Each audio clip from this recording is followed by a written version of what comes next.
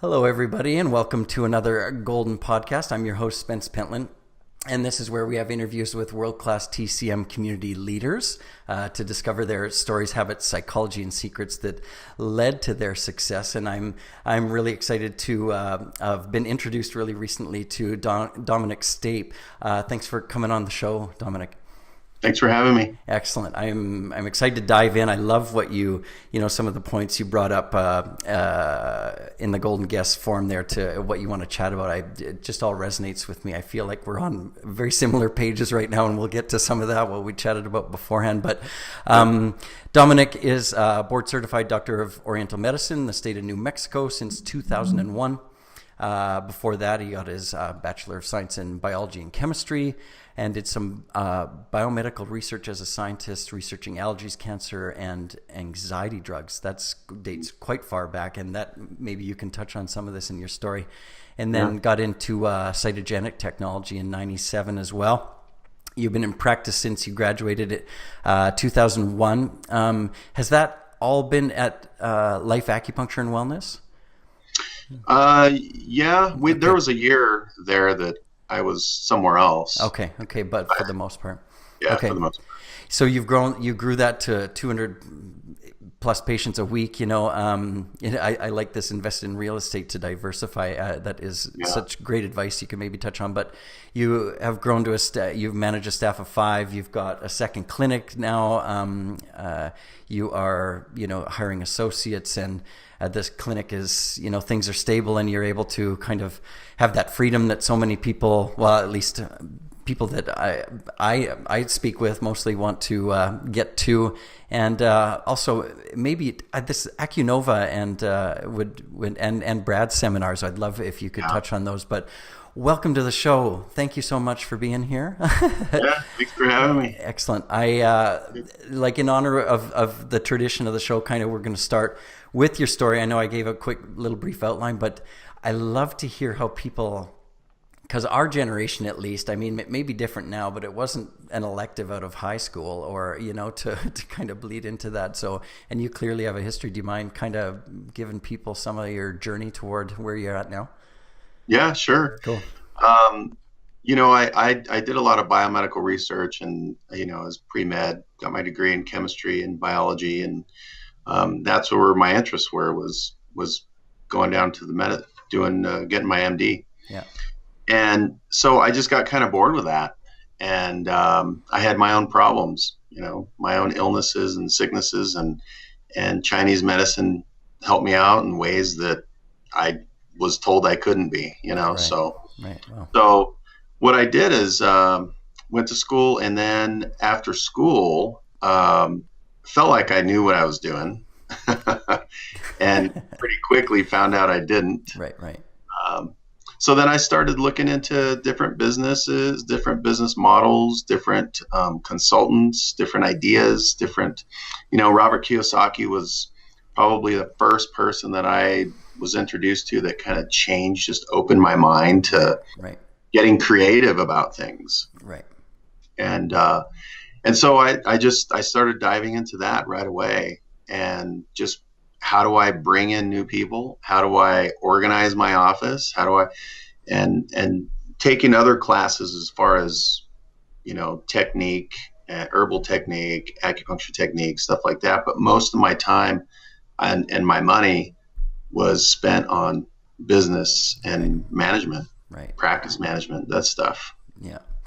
So I like to tell people that, now that you've put your heart and soul into studying Chinese medicine, you kind of need to put that similar energy into understanding, how to cultivate that entrepreneur inside of you and develop or find the mentors in the business field to help you as well, because you've got this gift. You've got to learn to give it, and it doesn't have to be anything uncomfortable. It's just something else you got to learn, right?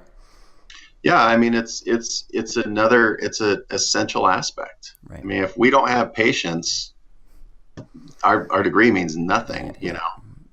And that was my biggest struggle and I was having kids, and we were So it's, how do we do that? How do we get patients? How do we, I mean, it's just, it's a science in itself, that's for sure. Yeah. So okay. I know one of my biggest motivators in my life, and I'll say two things, and it might be similar with you. I would love to hear this from you, but one of my biggest keys to my success is having such a great wife. And number two, the motivation to get up in the morning and be an example to my children is the other. Is that, yeah, was that kind of, it sounds similar time frame for you, right? Oh yeah. Yeah. I mean, I think with, my wife, she kind of wanted to just she didn't want to think about the business stuff. Right. So I was in charge of that part. Yeah. Which was good, because that's where my interests were as well. Yeah. And so, yeah, I mean, the kids, I mean, that's, when you have kids, that's a lot of what we do for that advancement is for our family too, right? So yeah. That's cool. I like that. My life got so clear when I had children. I'm like, I know I need to be an example every day when I wake up. So it made things simpler for me, which before pre-children, you can be and do whatever you want and wake up and, do whatever you want. It's only you that kind of falls if you fall. But yeah, it's very motivational. So okay, you've got your mentors, Rich Dad, Poor Dad, which is fantastic, and that probably bleeds into the real estate diversity that you had. Yeah, is the real estate, is that in commercial, like for clinic property, or is that something separate? It's all of it. Okay. Essentially you start wherever you are. Yeah. Some people have a lot of money and they can go and buy something outright. Some people have to be creative. And the thing about real estate is it's so creative that you can buy property without having cash. Right. Or just getting creative and not having to do a loan. You can buy property that way. So there are just a lot of different ways to look at that. And I wanted to diversify. Right. And taking that kind of idea of, that creativity of, I can buy this building and, using that in practice. So what I did is I started buying homes, apartment complexes, and then our commercial property. So we kind of, I think essentially what Rich Dad, Poor Dad does is they say, turn your properties into a business. Right. And you start looking at it from a balance sheet. And so then if we look at our clinics, kind of like a balance sheet, then we have a view of how it's doing, how it stands. And, because sometimes in clinic we're going and we don't know if we're going in the right direction or not. We're pushing the pedal, and we hope we're in the right direction. Well, this is where you touched on planning and scheduling yourself to accomplish your goals in your clinic. I mean, if you don't have targets and systems and organization in place, how much stress that causes, number one, and number two, how can you ever hit your targets or goals then? Yeah, and I think that starts with mindset, right? Because if we, like you were saying, with kids and family, if you don't have the right mindset and you don't have that balance in work and family life, it's a struggle. So it's good to have motivational and combine the two. So if we have that and we have the mindset, then we're able to kind of push forward and have our goals. Then we write down our goals and work it backwards. Right. That's what I like to do, is say, this is the goal I want up here. And then what do I need to do to work it backwards? And this is where I am. Yeah. Now I can kind of see my path of how I need to go about it. You know what I mean? So if we plan it and we have our goal, and working towards that goal every day, even just baby steps, at least we're going in that right direction. Yeah. So I interviewed someone not that long ago who said, and I love this, and you can probably really resonate with it as well, that an overnight success takes 20 years.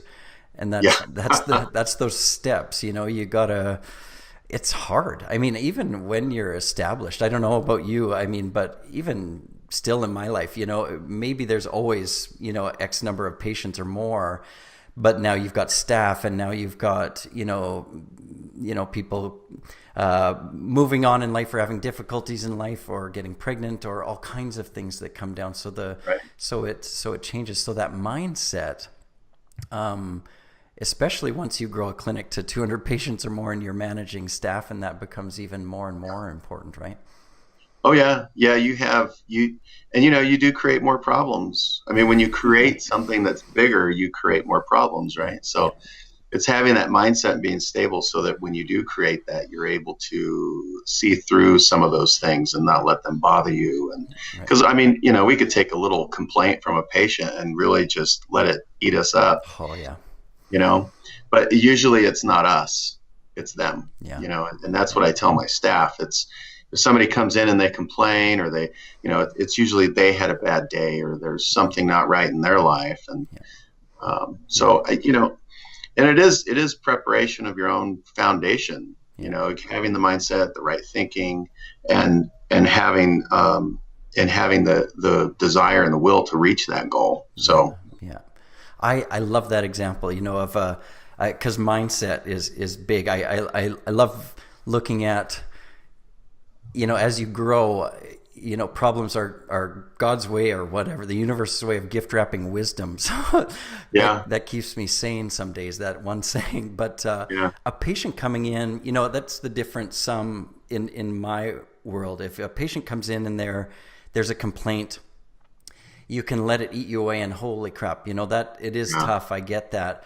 But on the other hand, when you tend your mental garden and you really practice, your psychology first, you can also get a complaint and frame it in, it's more like, okay, this person's having a tough time. How can we more deeply support them? And that is often an opportunity to turn someone into like a raving fan, where you call them on the phone and say, I understand there's an issue, or and really just treat them like a human being and say, I'm sorry you're having a tough time, and I would love to be able to rectify whatever. I mean, that's an opportunity then too. Yeah, it is. And I think that the thing is people sometimes they just want to be heard. Yeah. And when they're heard, they can hear themselves and they kind of resolve their own problem. I've had patients do that many, many times. That they come in, they complain. I say, come on in my office. Let's tell me what's going on. And I just let them get it out. And usually they feel so much better, and they go, well, it's not you, or if it's not the clinic, it's whatever. But and then even letting people know. I think the other thing that's really important here with mindset is practicing from the heart. Right. I mean, if we're aggressive with our patients, if we start talking bad about our patients, they're going to see that in our face. They're going to see it in our body language. I mean, emotions almost like have an odor. You think somebody has a bad attitude, it just stinks. Makes your nose turn. Yeah, it's like, wow, I don't know, something about that person. Yeah. But I think it's also starting with the heart and just knowing that I want to help people. I want to make people feel good. I can't help everybody.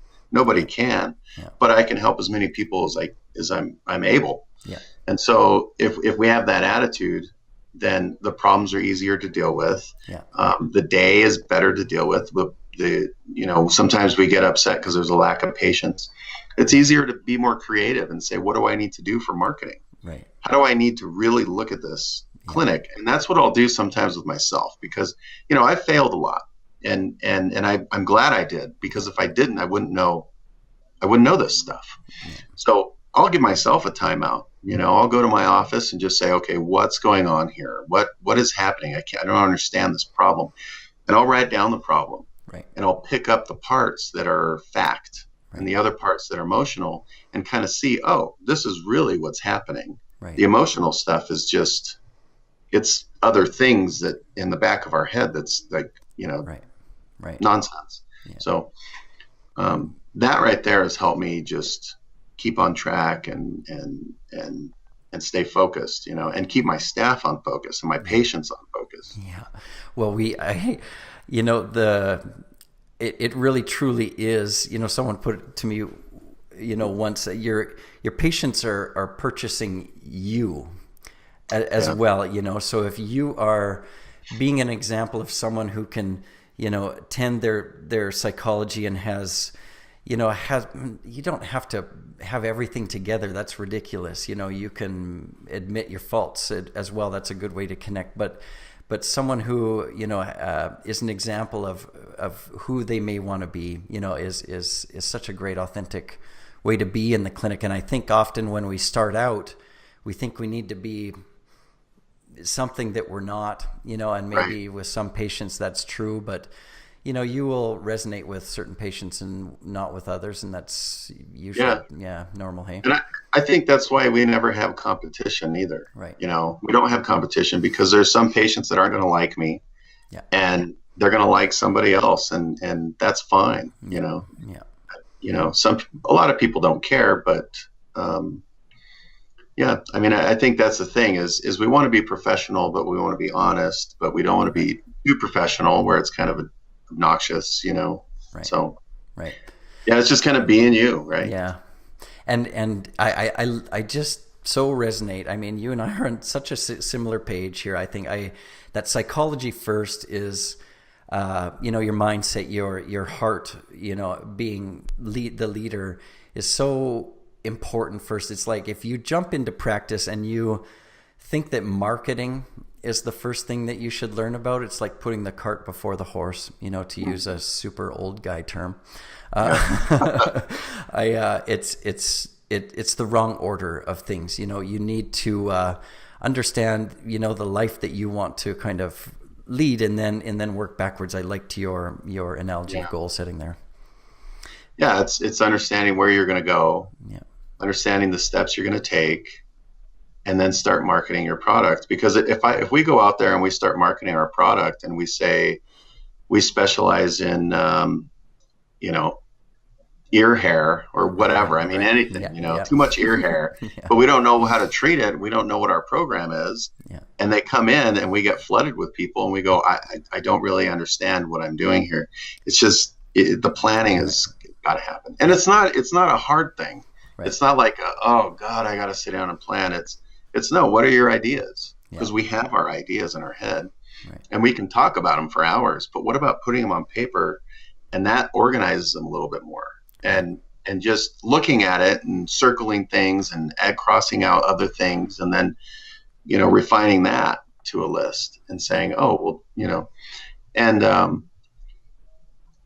think that's the other thing is just getting our thoughts and our ideas on paper. Right. Yeah. It's easier to follow. There's too many thoughts going on. There's too much stuff going on, too much creativity trying to happen. But once it's on paper, it flows. Yeah. And you can organize and prioritize then. And prioritize. Yeah. Which is, and there's another thing to that too, that I wanted to tell you about was, sometimes we'll prioritize the biggest fire that's going on, the biggest problem, the thing that's affecting us the most. That's not necessarily the most important thing to pay attention to. Right. Because, of course, we want to take care of the problem. Yeah. But really what we want is we want to work on the important things that don't require so much urgency. Right. And so then we're able to plan it and organize it and produce it correctly, Right. Of course, we want to extinguish a big fire, but it's just important to keep that, because if we're always trying to put out all these immediate fires, we're not looking out to our future and making that going to work for us. Yeah, the momentum you can focus on a whole lot of shit that will stop momentum if you choose that in life, right? Exactly. It's so easy. You mentioned something else before, and I think maybe this is the foundation for this psychology part, and I would love you to explain what you think the importance of a morning routine is that solidifies, the footing for your day, I guess, so to speak. Well, so morning routine, personal routine, there's so many things that we want to do and we want to happen with our day. Right. And whether we're doing it or not is a big difference, because if we're not doing it, and we keep talking about it and years go by, it means nothing. So if we have a plan and we say, well, I have my plan, my goal is up here, this is where I'm at, how am I going to get there? It's really good to know, well, this is when I'm going to wake up and I need my own personal time and I need to clear my head. Personally, I like to wake up and drink a cup of coffee or tea. Yeah. It's just like, it just works for me. I wake up well that way. And then maybe a little bit of exercise. Yeah. And then some meditation. What's my day going to look like? What do I want it to happen? And ideas, just creativity just starts going. Yeah. And so I'm like writing notes down. I'm putting on my phone. Later in the day, my brain is mush. It's not a good time to do that. Yeah. You know what I mean? Yeah. Cheers. Mm-hmm. So it's that morning time that, like, one thing that we went to Vietnam to treat these people. Yeah. That needed it. Was great. And the most interesting thing there is that people are waking up with the sun. Yeah. They're outside doing Tai Chi, doing Qigong, they're exercising, they're using that like yin to yang time. And it's just a really good balanced time for the mind and body. So I think it's good to do those things that are good during the day. Some people are not morning people. Yeah. And they need to like lie there and meditate and wake up slow or whatever. Yeah. Whatever works for them. Yeah. And then if there's family, spending some time there in the beginning of the day, end of the day, something. Yeah. But when you're at work, when you're doing what you're doing while you're doing it, if you're at work, you're working. If you're with family, you're with family. And you schedule those things and those times. And you just feel a lot more, you just feel more accomplished. Yeah. And you're we get so caught up in work, yeah. clinic. We need to spend that time and that balance. So if we have scheduled time to spend with our family. My wife and I, we go on date night every Friday night. Yeah, nice. It's what we do. We look forward to it, Yeah, of course. And then vacations are important and stuff like that. But that daily routine is just good because then we're taking care of ourselves and we're not being the hypocrite to the patient, Yeah. I woke up. Yeah, I meditated. I found out where my issues were. I'm working on them, and then I get to work, and so. It also works on mindset there too. Yeah. I almost every mentor I have has a morning meditative practice, and if besides having children as a motivator and a wife that is a fantastic partner in crime, a morning meditation, I agree with you hands down. It's as nourishing, if not more, to me than getting an extra hour or two of sleep some days, and it just changes the whole day, And by no means am I Thich Nhat Hanh. I'm not but my meditations are, I run through a cycle of being grateful. That's really easy for things, and then I just do some qigong or some breathing, and then I pray or send blessings to people that I feel might need that, and then I'm quiet. So because I can't quiet my mind for an hour or two, but when I cycle through that, I just feel so full, and the rest of the day, I agree, coffee number one. But then a good sit is so awesome in the morning, because we don't get any yin time after that. Right. Until we fall on the pillow and crash out. Yeah, we don't. Yeah, and I that's the other thing is making sure to the meditation, like you were saying, turn your mind off, and sometimes we don't have that. Yeah. Our minds are just going. There's so much going on, and I think it's okay. Yeah. To work that stuff through our minds and kind of look at it. Yeah. And one thing you said that was interesting is gratefulness. There's another one is forgiveness. Big. And kind of, because we'll beat the hell out of ourselves because of things that we've done. Right. And we say, well, I'll never be successful in practice, or I'll never be able to because of this is what happened to me before. But, the thing is, if we forgive whatever happened, whoever, and forgive ourselves, it clears that mind too for more creativity. And so, gratefulness, forgiveness, you're sending blessings. I mean, that's that's awesome. So then what does that do for mindset? What's that going to do for creativity with family and practice? Yeah. So, morning routine is the bomb, man. It's it's essential. I may have misled you that I can actually quiet my mind in the meditative part, but that is where the creative part comes. if it gets me in a route or some sort of mindset, you know, and I'm sending blessings and gratitude and forgiveness, that's beautiful. And, you know, and then try to be quiet. That's when the heart talks. Yeah, there you go. Because it's whispering so quietly all the time. Our ego's always in the way. Yeah. So I'm so happy that you touched on that, because, you know, I love the likes of people like Tim Ferriss. I love his podcast. And, you know, it's one of my goals, become Tim Ferriss of TCM, but for podcasters. Yeah. He asks everyone almost about morning routine. And I love that, because it's it's just like the legs you set up for your day somehow. But anyway. Yeah, I digress. But that's cool. Yeah. So let's get into a little bit of nuts and bolts, the psychology stuff. We could stay there forever. I know I can see that in you as well. But you know, you said, okay, we can get into all these things and all these marketing and ideas and all this stuff, but if we don't have our goals, keep our focus, prioritize, and like base our forward movement on, you know, statistics and data that's coming in, we can just roam, you know, all over the place. So you've created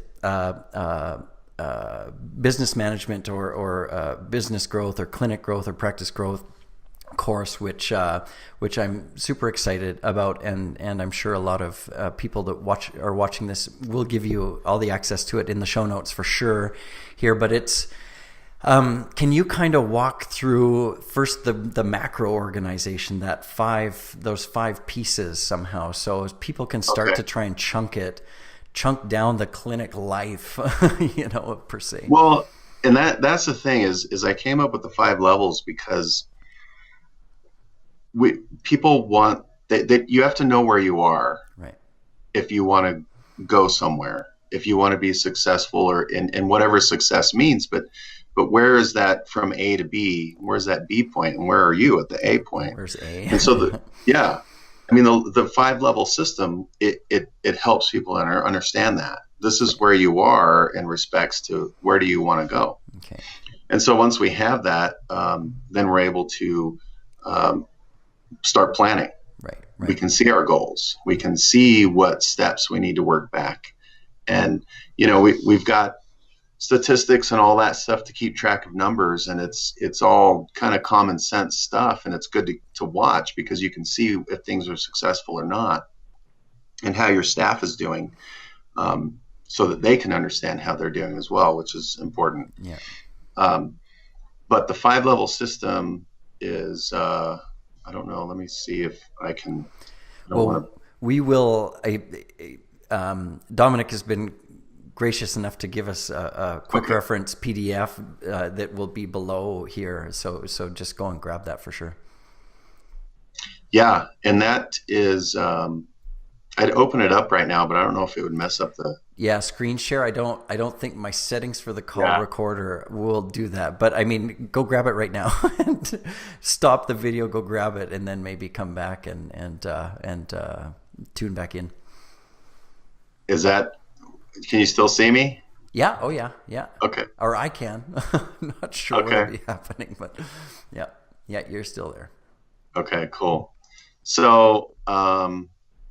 So what I did is I put together like some questions for people. You know, you having trouble with asking for money, patients not returning to their appointments. Are they complaining about costs? Are they not knowing? You know, do you not know what to say without sounding like a salesman? Which is, I think, a big one, and most people don't want to do that, which is cool. I understand that. Me neither. Yeah. Do you not know how to manage staff and so they can be self-sufficient, so they can be on focus, and you can do the jobs that you want to? Are your bills higher than your income, which is a big one, because, you know, the doors will shut down if that's the problem. Yeah, that's tough. You want a stable career, but don't know how to go about it. Do you know that there's a problem, but you don't know where to start? Right. And that's another one. It's like I something's wrong, but I don't know where to start. So that's where the 5-level system is. And the I worked it out so that level number 1 is you're just starting out.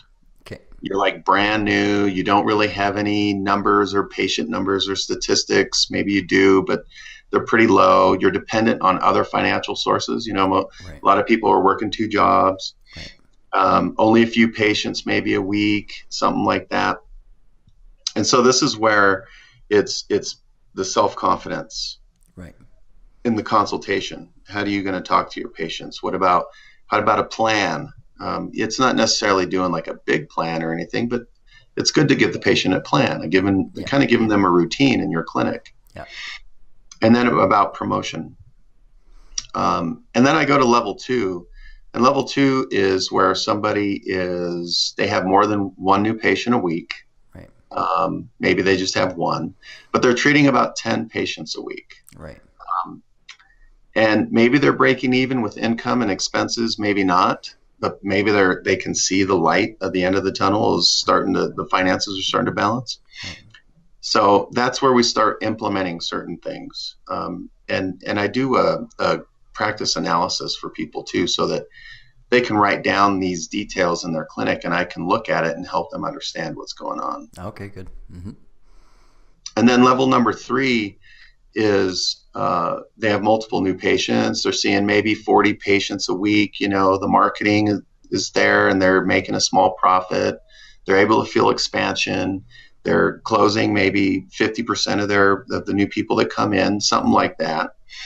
And that's where they need to start delegating things, you know, getting some staff, so it's starting to move. They can feel that momentum. There's cash flow that can help fuel growth. Yeah. Now there's money. Now you're thinking, okay, now I can start putting money into marketing Right. And then level 4 is where there's multiple new patients a week. You're having about 80 or more patients per week coming into the office. You're feeling busy. You know, the receptionist, the marketer, they're busy. They're starting to work independently. And you can see that through their stats. Their stats are starting to rise. They're understanding how to read their stats. And they're measuring their outcomes. So now they're saying, well, this is my goal. I want to have 10 new patients a week. I'm at 6. What do I need to do? And they know this. We train them. And so they're able to hit their stat. And then we bonus them on these things. You know, if their efforts are great, we bonus them. Yeah. Yeah. And then it's level number 5, which is you're seeing over 100 patients a week. You should be making good profit at this point. You should feel pretty confident, pretty stable, but you may be feeling some overwhelmed, maybe you're feeling overworked. So this is where it's time to get an associate. You need to start delegating that job, and you need to start being more of a clinical director or an office director and conducting it. I said, you know, you sit back and you conduct the symphony, you know. Right. So depending on where people are in this level system, they choose, and then they look at where they want to go. Right. Right. You know, some people aren't ready for the 100 patients. They just want to go one level at a time. Cool. Yeah. That's fine too. But at least you know what direction. Yeah. You know. And it's like a diagnosis for kind of where you're at, and then there's a series of symptoms that will be happening and problems and solutions, right? Yeah, right. Yeah. I love that. I mean, so you can kind of it's kind of almost a life cycle. I've heard it kind of similarly explained as, you know, in human terms, like you start out as a baby or a toddler, then you move through your youth and your teenage phases, and then you become a young adult, and then you become a mature adult, which, you know, is where you start listening to people with gray hair. That's where I'm at in life. I won't listen to anyone without gray hair anymore. Yeah, right. That's my board of advisors for sure. That's a prerequisite. But anyway, okay, well that's fantastic. So this is all.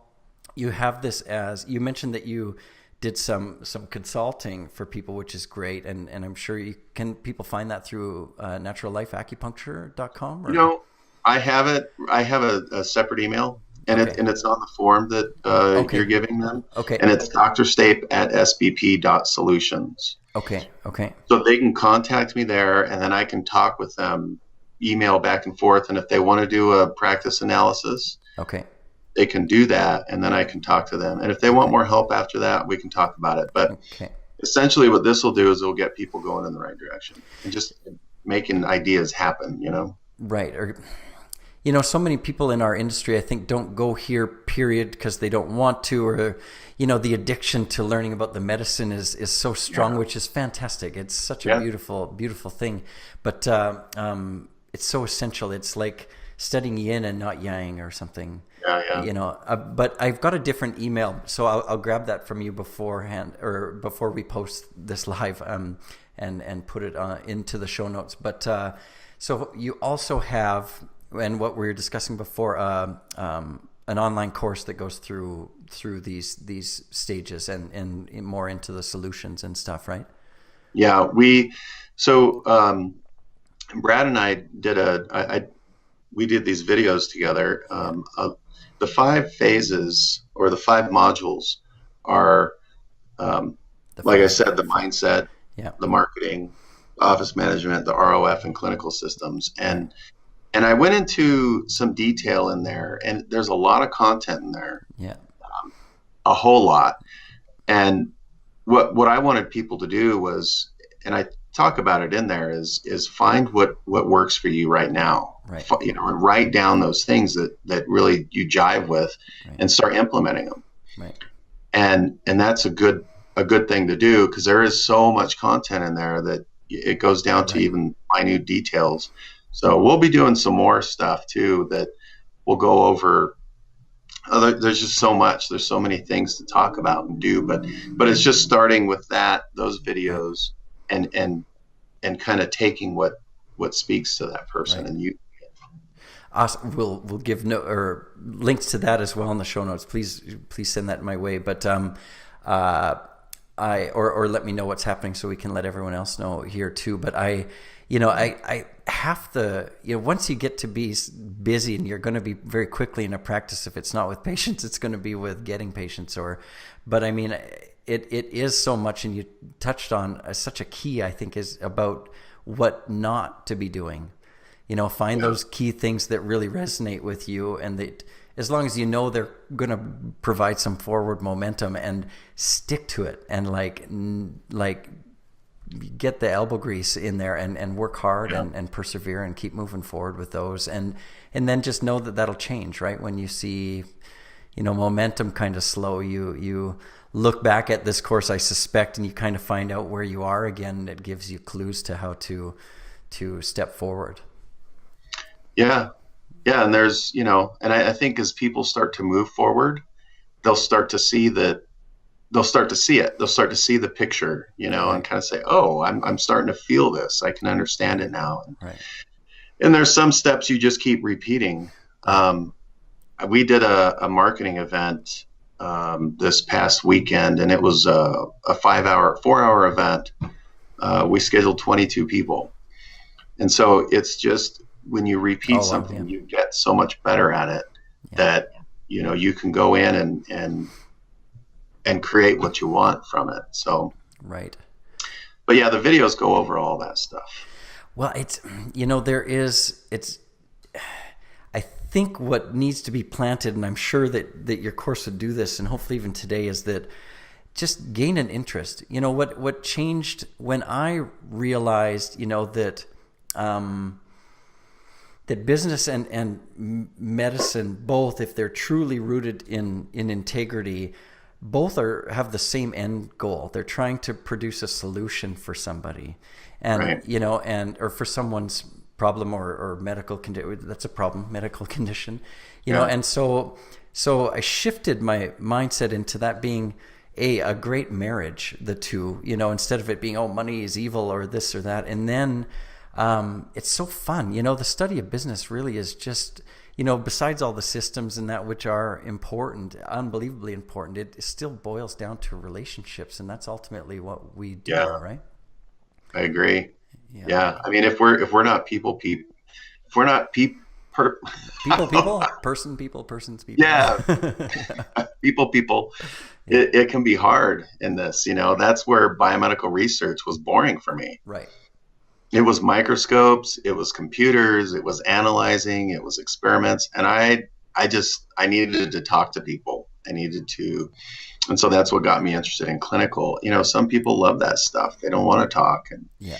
But I think that, it is that creating relationships and understanding people, and that's a lot of in business and clinic. Business is fun. It can be a lot of fun because it's just creativity. Right. And Agreed. it's like a game to me. Yeah. Like, this is cool. Let's try this. Let's try that. Oh, this worked better. Let's keep doing that. Yeah. Let's add this other thing and see what happens. And then if you're thinking or even on the fence about, I don't know if I want to expand, I'm getting busy, should I bring in people or hire people? It's like, then you get to do that with other people. Like, I mean, one of my first teachers in school, this Chinese guy, crazy guy, he was like, he pleaded to us to not get through school and then become a TC, monk, he called them.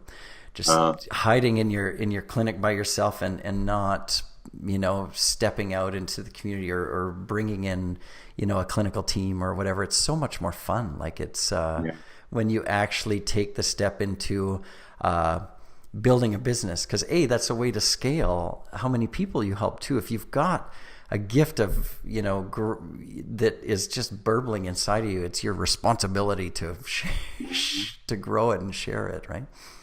Yeah, totally. I mean, and that's the thing. I think most of us got into this medicine because we had a passion for it, for whatever reason.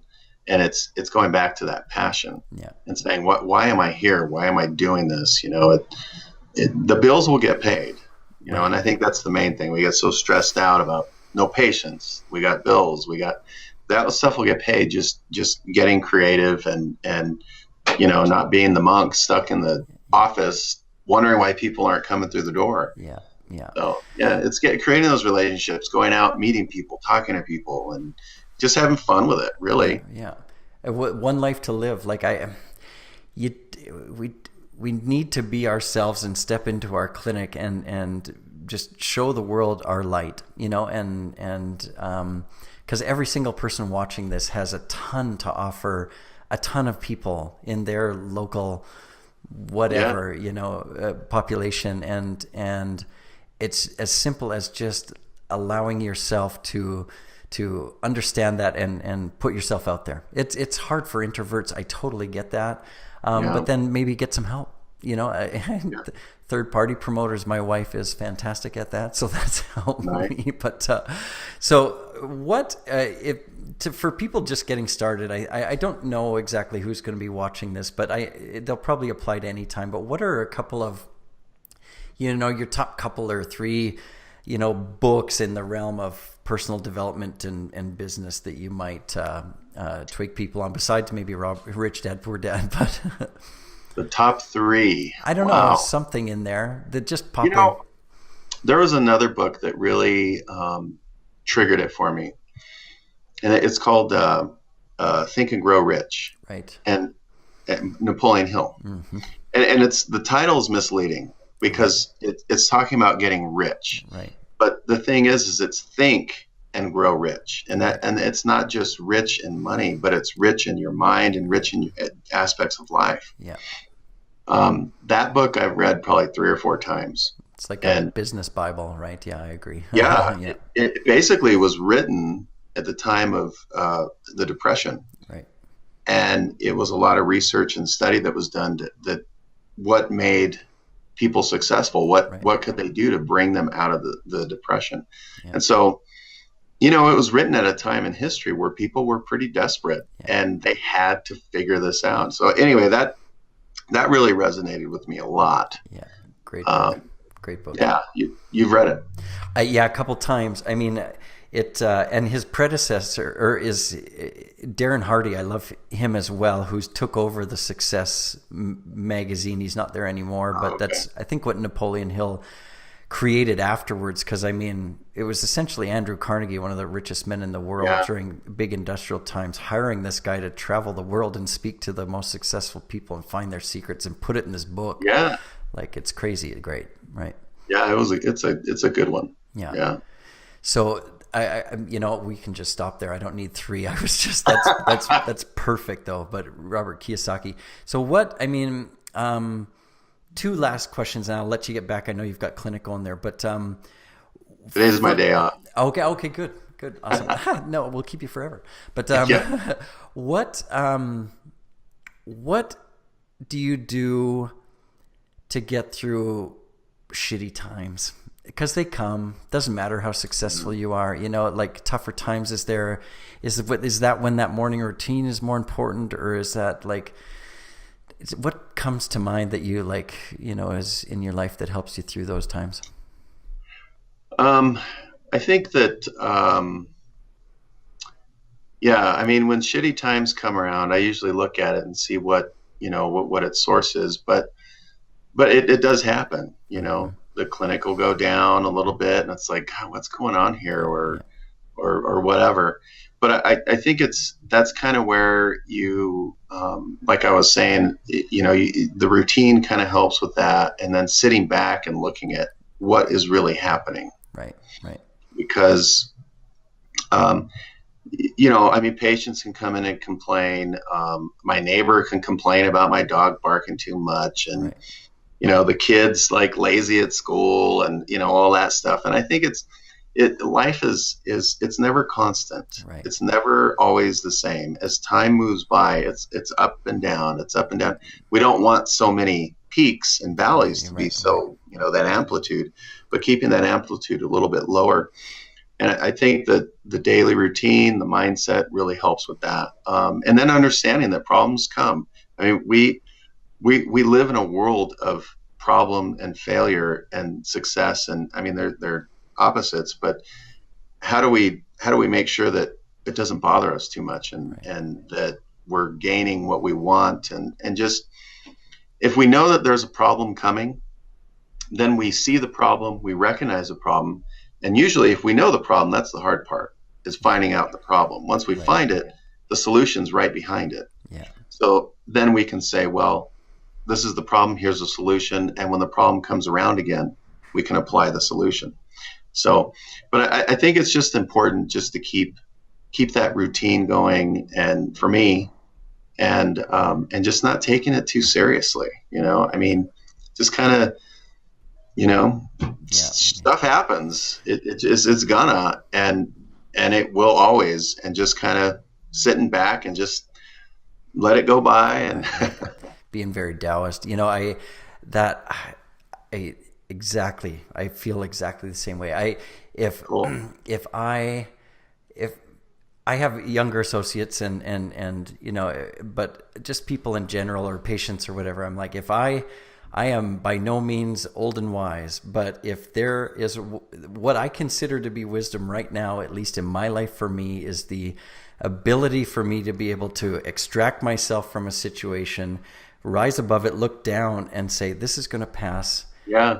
I'll learn stuff from it, and it might be shitty right now, but it's going to pass. That's what I feel like wisdom is right now. I might change that 5 years, but but I'm on the exact same page as you. So last question, and then I promise I'll let you go. Just a piece of advice that you would either, so you can't thwart this question by saying I wouldn't change anything. What piece of advice would you give your 20-year-old self, or the 20-year-old, or the young person that's kind of stepping into the realm of Chinese medicine and practice? What I would say is if you know your goal and you want to go for it, just work towards it. And like you were saying, I mean, it doesn't happen overnight. And don't stress about it. Don't freak out about it. Don't think, oh my God, I got into the wrong profession and I need to go into I need to join the military now, or something crazy like that. I mean, you don't need to make those drastic changes. Just it's one foot in front of the other, and it builds and it happens, and momentum comes, and everything will be fine, and it'll work out. And there's bigger problems and smaller problems, but it's just being diligent to where your heart is at, and what you really want. And it's not that it's easy, but it's just staying on that path. I mean, going through school, we had the same thing. I mean, there are times that are tough to get through school, either financially or just study. But it's kind of the same thing. It's just, that's how it is. Accept it and just keep going forward, and just smile, just have fun with it, as much as you can. I know some things you can't smile at, but So, but I think that's what I would tell myself. Your 20-year-old self. So to paraphrase, surrender and persevere, because overnight success takes about 15 to 20 years. Yeah, right. Okay. Just keep on keeping on. Anyway, thank you so much. We be sure to check out Dominic's course and resources that we'll for sure have in the show notes for his online course, and that is coming out soon. I'll let everyone know as well. But also your assessment of people's practice and the download below of the 5 phases or the 5 levels, which is all fantastic. Thank you for providing that, and thank you so much for being on the show. It's been lots of pearls. I love the psychology piece. Thank you so much. Yeah, thank you. Awesome. We'll be in touch again very soon, and I kind of subconsciously plan on having everyone back on the show every year or two to find the pearls that happen every couple of years and extract those. But anyway, so we'll chat. I'm sure we'll be in contact a lot before that. But anyway, Dominic, thanks again. Thank you. All right, take care, man. You too. Bye.